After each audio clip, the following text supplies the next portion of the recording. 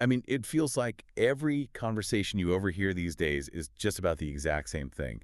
Uh, Algorithms, machine learning, like that's big AI breakthrough. Everyone is, absolutely obsessed with building the software of the future. Yeah, completely. It's all software all the time. Right.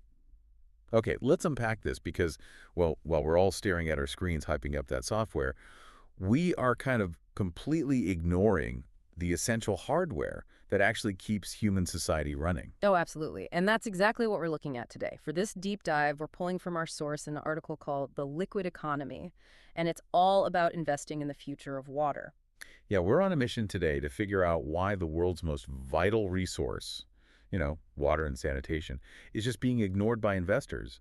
And, well, where the real multi-billion dollar opportunities actually lie. Right, because, I mean, when you mention water and sanitation to people looking for the next big market, they just immediately write it off as development work. They picture traditional NGOs digging rural wells. Which, historically, those broke down a lot. Right, exactly. They broke down and relied on constant donor funding to fix them.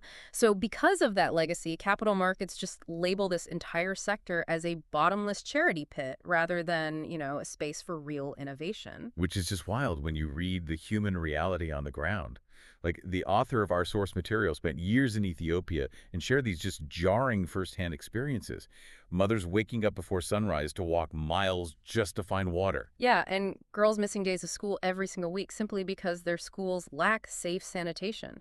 It's a fundamental failure of infrastructure, not education. But wait, when you hear about that mother or those students in Ethiopia, it's easy to think of it as like an isolated rural tragedy. Right, but the WHO and UNICEF data we're looking at shows this is actually the norm for half the planet. I mean, we are talking about 3.4 billion people globally lacking safely managed sanitation. 3.4 billion. That is staggering. It really is. And just to be clear, that doesn't just mean lacking a basic latrine. It means having a facility that safely isolates and treats human waste so it doesn't contaminate the local environment. Plus, over 2 billion people lack even safe drinking water.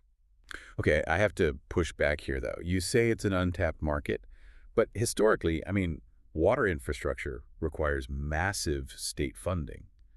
Think about the billions it takes to build a centralized sewer system or a municipal water plant.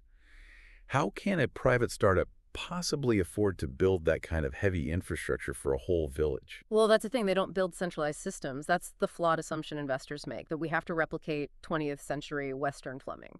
What's fascinating here is that private enterprise is decentralizing the technology entirely. Oh, interesting. So what does that actually look like on the ground? So instead of laying miles of really expensive underground pipe,